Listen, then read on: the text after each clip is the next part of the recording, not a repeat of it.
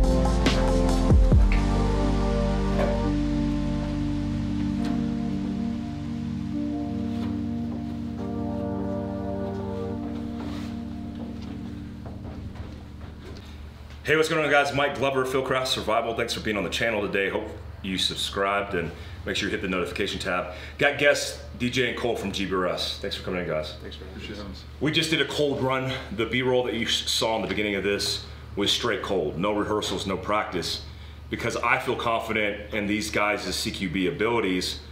And we come from different types of training, but assimilated through the global war on terror and evolving that practice, and have full confidence that if I go left, somebody else is going right. If there's a gap to fill, we're filling the gap. We're gonna pick up what we need to pick up in security as long as we maintain the principle of security. So understand CQB, close quarters battle, is a collective task. It's beneficial to have more mates with you picking up slivers of the pie. That's the benefit.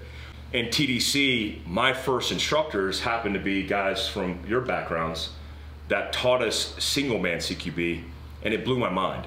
I didn't think there was a path.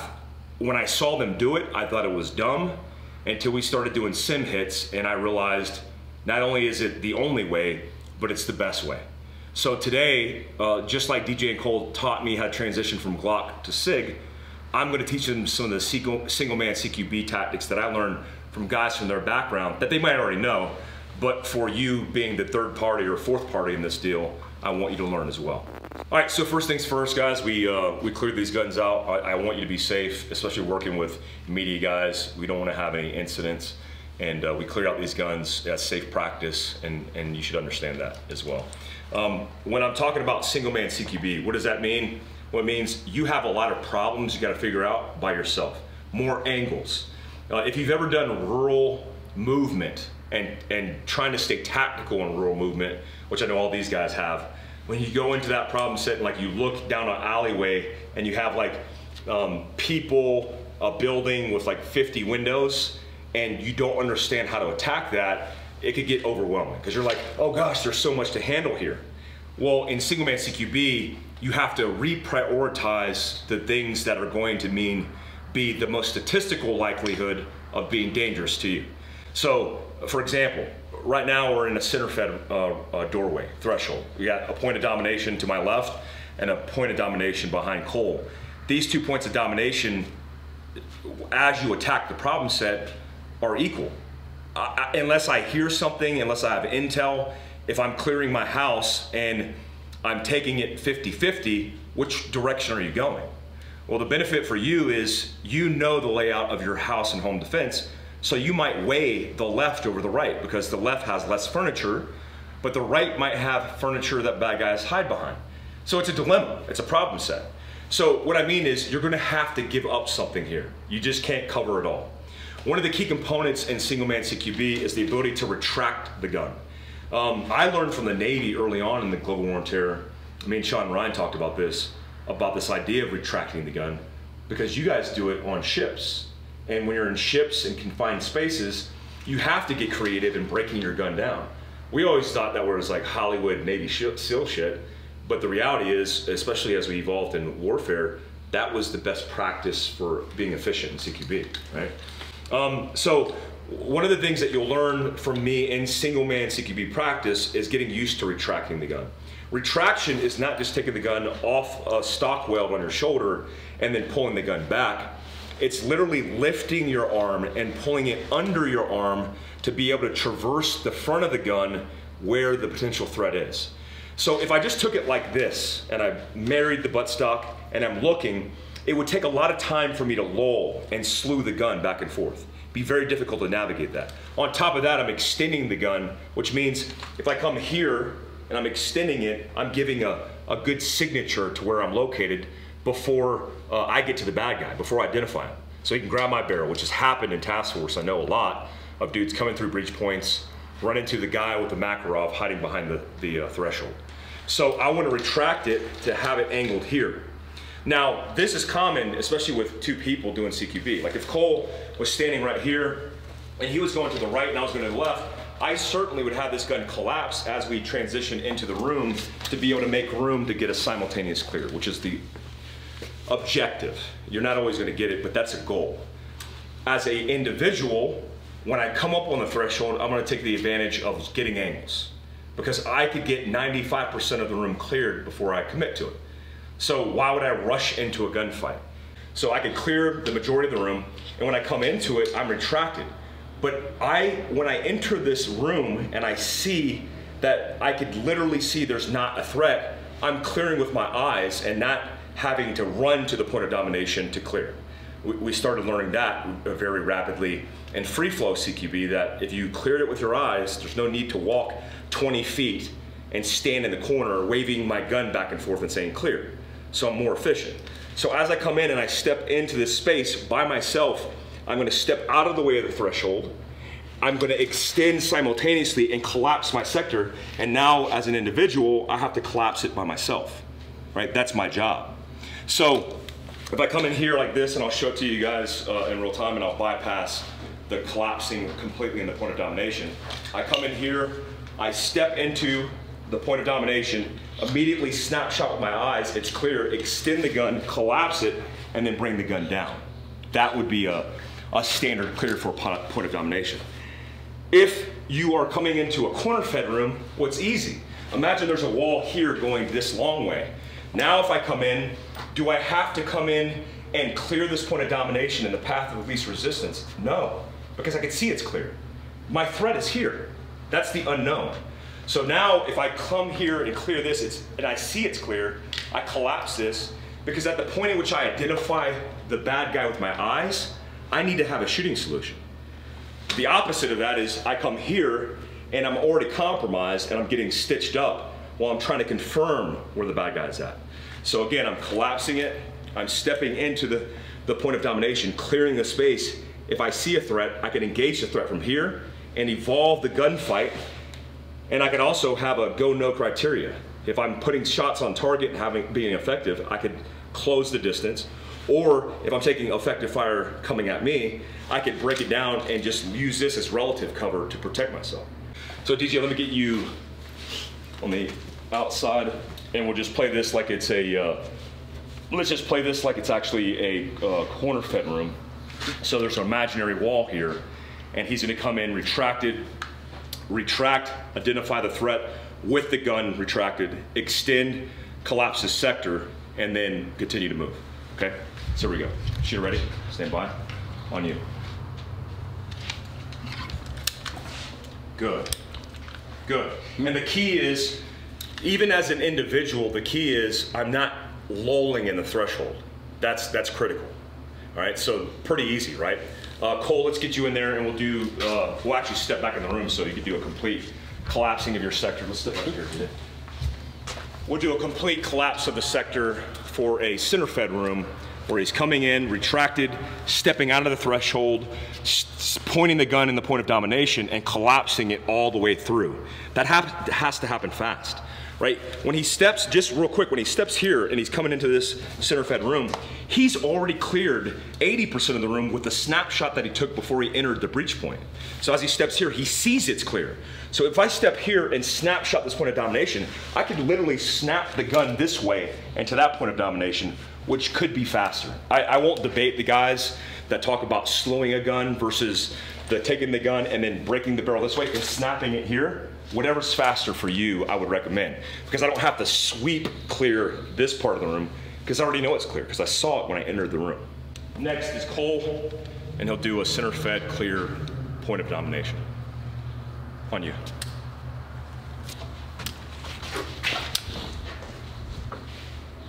This is not for LEO and MIL. This is like operational secure, CQB, classified, GS, whatever. This is like legitimate stuff that you could use in moving through your house to rescue your child. A crisis point is determined by you hear or you have intelligence or information in this case, that's letting you know that the threat isn't all these adjacent rooms in your hallway. You hear it at the end of the hallway in your daughter's room at the end of it because that's where you hear it from. So I'm not gonna do single man CQB like we just did in points of domination every single room. That's not how the world works, especially when moving to where the crisis is. This is similar to what you guys teach for active shooting, right? If we're moving to a crisis point, because we got the intel where the hostage is, or we have information where the shooting is taking place because we hear it, we're moving to the threat. So you're gonna bypass and give up a lot. When single man CQB, or single woman CQB, single people CQB, you're doing that often. So it's about your priorities. So imagine that we're walking from this location to a crisis point that is at the end of my store. If I bypass an open door, there's a few ways you could do it. But the cool advantage of a retracted gun done right is that I could clear with the barrel of my gun having a shooting solution where my eyes identify the threat. So my pet peeve for law enforcement, and I hope there are LEO guys watching this, is this tendency to clear with your eyes. So you go like this, and you go like this. If you look into a room and you see a dude who's an immediate threat, like a barrel of a gun, you're just dead because you have no shooting solution. So let me get you guys to stay on this side. And this is, in all honesty, this is where I thought it was weird because of the body movement. So let me show you this. So if I'm here and I retract the gun this way, this is the body movement, like straight up. Right? And then I'm here. Can I go long? Most certainly. Why would I stay retracted when I have plenty of real estate to cover? I could extend and then continue to move. So I'll show you that in real time. I'm long until I need to get short. That's what he said. So I'm here, I retract the gun, clear the space with my eyes, come back here, extend, and continue to roll, right? Very easy because I was long until I needed to be short because I'm minimizing my signature as I get closer to a threshold. Any obstacle that you think the bad guy can identify you, furniture, open doors, closed doors, retract the gun as an advantage and get long when you can get long. That's the rules. So I don't know, me and DJ and Cole did never have this conversation if they've done this before. It's irrelevant because them doing it and repping it and even making a mistake or just doing it right is good for you to learn. So let's get DJ here first. So we'll move, bypassing this doorway, moving to the crisis point, which is the bathroom. As you get close to the threshold, you'll wing it so you can pull without giving up movement instead of what in a normal crisis point situation, we just take the barrel, dip it, but we're just minimizing it, retracting it, checking it, then getting long again and moving to the crisis point. Okay, shit ready? Stand by, move. Come on, perfect. All right, shit ready, stand by, move. Good. So here, good point. So Cole is a lefty. A good way to practice this is getting used. A lot of people think that this tactic is doing this, like you were in Vietnam, like you're John Striker Meyer against the Vietnamese. Like, it's not this. It's pushing it here. So I'm minimizing the time it takes for me to go from retracted to extended on target. But I can evolve to the gunfight where the gunfight starts here and it's boom, boom, boom, boom, boom, boom, and I'm already here. With this optic mount, which is GBRS's optic mount, this isn't even out, right? So this isn't even out. I already know this because I work with this kind of thing often. This mount is going to give you the advantage in a 5-shot string of getting to a sight picture or a red dot reference faster than if it was mounted low. It's the proper setup. So I'm here, and the goal is to get behind the optic, but the gunfight starts here when I see him in the threshold. It's boom, boom, boom, I already see the dot. Versus a lot of low-mounted optics where it takes me some time to get in, right? Lastly, here's how you practice this. I'm gonna track this movement through the middle of this right here. The way that you practice this is working both sides left and right. And this is gonna look weird, and this is where I judge the tactic until I started doing it with simunitions. Well, let me show you. So I'm here, I'm walking down, I retract it, I look left, I look right. I look left, I look right. I look left, I look right, right? That's working the flexibility off the hips, but also giving me a position of the gun to clear left and right. Like worst case scenario, you're in a school where there's an active shooting and I'm moving down the hallway, clearing adjacent doors, versus looking in the doorway, I see a threat that's gonna kill me and I'm too late, so I'm dead, okay? So I'm gonna do that with DJ and Cole. We're gonna work down this path and we're gonna do left and right, practicing that retracted gun left and right. We don't have to get long the entire time. We can just stay retracted, moving left and right. All right, there we go. Move. A little bit higher, DJ, up in the pit. There you go. Chicken wings or, there you go, perfect. Dude, that actually feels pretty natural. Yeah. Like the way we do instinctive shooting, the way we look, I know that's on my center line because I can reference it. Yeah. I mean, it feels like it's on my sternum, so if I square up and I point my sternum where I want the bullets to go, it'd be instant practice on the range because it feels natural. Yeah. It's good, like tank turret style. Yep. It's nice. He's running a 300 Blackout Rattler from SIG, a little bit more shorty, but allows him to get through it. So look at me, guys. I can isolate my hips here, right, and transition to here, but my legs stay forward as I'm moving. So I'm here, identify it, I'm here, and the evolution of this is identify the threat, and it could be like, I'm walking this way, I see a threat, boom, boom, boom, boom, boom, boom, boom, and evolving through the gunfight. The first time that it made sense to me, I was doing an HR when I was rescuing and training a case officer by myself, and they didn't tell me that I needed to do a retracted gun. I came in the hallway and I lost my shit because I'm like, oh my God, there's so much here. And then they taught retracted gun. I'm like, deliberate process, makes sense. Came around the corner of a hallway at a T intersection where it went into a warehouse. And as I turned the corner, there's a bad guy off in the distance. And at the same time he saw me, I was able to break shots on his ass as I extended. That's key. So now I'm in a 3-dimensional environment, 360 degrees, where I'm identifying threats and have a shooting solution, and that's the key. Sometimes it's best you can get, but this is a good tactic. There is more to this, but I'm gonna reserve that for a later time.